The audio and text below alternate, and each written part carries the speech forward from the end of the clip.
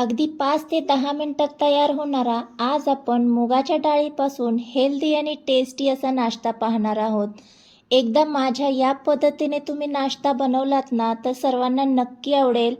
तर वेळ न घालवता आपण लगेच मुगाच्या डाळीचा नाश्ता बनवायला घेऊयात. तर यासाठी इथे मी घेतलेली आहे 1 वाटी इतकी मुगाची डाळ.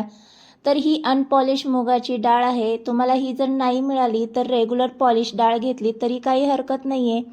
आता ही डाळ आपल्याला काय करायची, स्वच्छ धुवून घ्यायची आहे. म्हणजे याचं जे पावडर कोटिंग आहे ते पूर्णपणे निघून जाईल आणि आपल्याला स्वच्छ अशी डाळ मिळेल. तर इथे मी 2 पाण्याने स्वच्छ अशी धुवून घेतलेली आहे. तुम्हाला हवं तर ही चाळणीमध्येही तुम्ही गाळून घेऊ शकता किंवा कपड्यानेही पुसून घेऊ शकता. पण जास्त वेळ न घालवता ही डाळ मी अशीच घेतली आणि एका पॅनमध्ये घालून घेतलेली आहे. आणि ही डाळ ना आपल्याला भाजून घ्यायची आहे. तर स्टार्टिंगला 2-3 मिनटं थोडासा वेळ लागेल. नंतर थोड्याच वेळात ही डाळ ना अशी कोरडी होऊन जाईल. त्यामुळे ही अशीच आपल्याला सतत मिक्स करत राहायची आहे, जेणेकरून खाली करपू नये यासाठी. इथे पाहू शकता 2च मिनिटात ही डाळ अशी मोकळी फडफडीत झालेली आहे.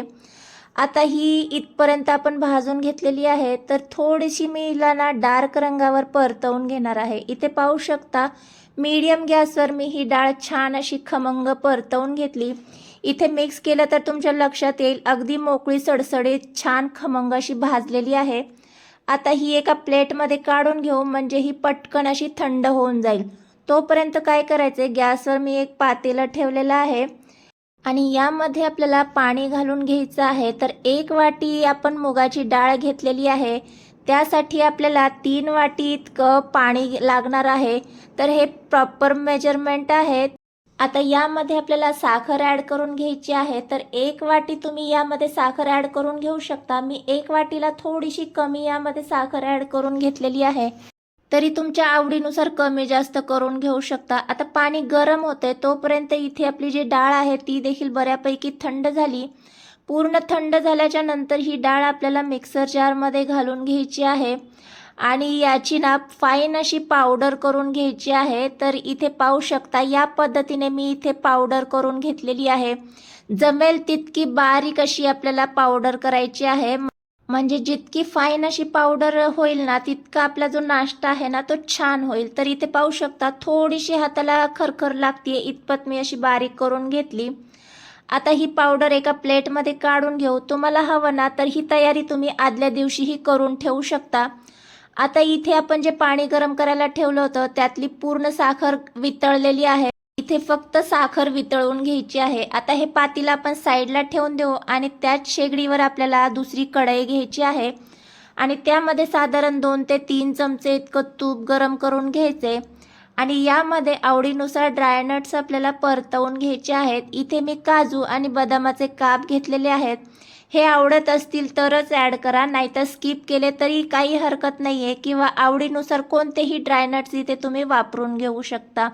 आता बऱ्यापैकी छान असे परतवून झाले की ही काढून घेऊ आणि त्याच तुपामध्ये आपल्याला साधारण 2 चमचे इतका बारीक रवा ॲड करून घ्यायचा आहे आणि 2 चमचे इतकं बेसन पीठ घ्यायचं आहे. आता हे सगळं आपल्याला छान एकजीव करून घ्यायचं आहे आणि 2 ते 3 मिनटं तुपामध्ये हे आपल्याला एकत्र असं परतवून घ्यायचं आहे. इथे जास्त डार्क रंग करणार नाही आहे. थोडंसं एक 2-3 मिनटं आपल्याला हे परतवून घ्यायचे. बेसन पिठाच्या आणि रव्याच्या गाठी गुठळ्या होत असतील तर त्या मोडून घ्यायच्या आहेत. इथे पाहू शकता थोडासाच इथे मी कलर चेंज केलेला आहे. आता यामध्ये आपल्याला अर्धी वाटी इतकं तूप घालून घ्यायचे आणि हे सगळं छान एकजीव करून घ्यायचं आहे. तुम्हाला वाटत असेल इथे तूप बऱ्यापैकी घातलेलं आहे तर एवढं तूप तर लागणारच आहे. आता छान मिक्स करून झालं की यामध्ये आपण जे डाळ वाटून ठेवलेली होती ती ॲड करून घ्यायची आहे आणि छान एकजीव करून घ्यायचं आहे. तर एवढ्या डाळीसाठी आपल्याला एवढं तूप गरजेचंच आहे, तेव्हाच आपला जो नाश्ता आहे ना तो छान होणार आहे. इथे पाहू शकता बऱ्यापैकी मिक्स करून झालं. जर गाठी गुठळ्या होत असतील तर त्या मोडत आपल्याला साधारण 2-3 मिनटं पुन्हा हे सगळं एकत्र असं भाजून घ्यायचं आहे. थोडंसं डार्क रंग इथे मी करणार आहे. इथे पाहू शकता तुपामध्ये भाजल्यामुळे छान मिश्रण असं दाणेदार तयार झालेलं आहे. या पद्धतीचं मिश्रण तयार झालं की यामध्ये लगेच आपल्याला आपण जे गरम पाणी केलं होतं ते ॲड करून घ्यायचं आहे. तर पाणी घालत असताना थोडं थोडं करून पाणी ॲड करायचे आणि लगेच छान एकजीव करून घ्यायचं आहे. इथे गाठी गुठळ्या होत असतील तर त्या मोडून घ्यायच्यात. यामध्ये आपण जो रवा आणि बेसन ॲड केलेला आहे ते तुम्हाला स्किप करायचं असेल तर स्किप करून घेऊ शकता. परंतु जेव्हा यामध्ये आपण रवा आणि बेसन पीठ मिक्स करतो ना तेव्हा दुप्पट खमंग हा नाश्ता तयार होतो. इथे पाहू शकता असा दाणेदार देखील हा त्याचमुळे झालेला आहे, नाहीतर थोडासा असा चिकट तयार होतो. त्यामुळे रवा आणि बेसन पिठाचा आवर्जून वापर करा. इथे 5 मिनटं मी छान हे मिश्रण एकजीव करून घेतलं. यामध्ये आपण जे तळलेले ड्राय नट्स घालून घ्यायचेत आणि वेलची पावडर ॲड करून घ्यायची आणि पुन्हा छान एकजीव करून घ्यायचं आहे. हवं तर इथे तुम्ही 5 मिनटं वाफही काढून घेऊ शकता, पण तशी काही मला गरज वाटलेली नाही. तर लगेच हे मिश्रण आपण गरम असताना सर्व करून घेऊया. तर इथे पाहू शकता मस्त मऊ लुसलुशीत आणि दाणेदार असा आपला इथे मूग डाळीचा शिरा तयार झालेला आहे. दिसायला इतका सुंदर दिसतो ना, एक्स्ट्रा आपल्याला यामध्ये केसर वगैरे ॲड करायची अजिबात गरज नाहीये. डाळ जेव्हा आपण अशी डार्क रंगावर परततो ना तेव्हा त्याचा खमंगपणा दुप्पट टेस्टी होतो. तर इथे गरमागरम असा मी शिरा सर्व करून घेतलेला आहे. एकदा माझ्या या पद्धतीने तुम्ही मुगाच्या डाळीचा शिरा करून पहा, नक्की सर्वांना आवडेल. अगदी साधी सिंपल रेसिपी आहे. कोणीही पहिल्यांदा जरी बनवली ना तर परफेक्ट असा मूग डाळीचा शिरा तुम्ही देखील करू शकता. तर आजचा व्हिडिओ तुम्हाला आवडला असेल तर प्लीज व्हिडिओला हाईप करा. चॅनलवर नवीन आला असाल तर चॅनलला सबस्क्राईब केल्याशिवाय जाऊ नका. भेटूया नेक्स्ट व्हिडिओमध्ये. तोपर्यंत मस्त खा आणि स्वस्त रहा. बाय.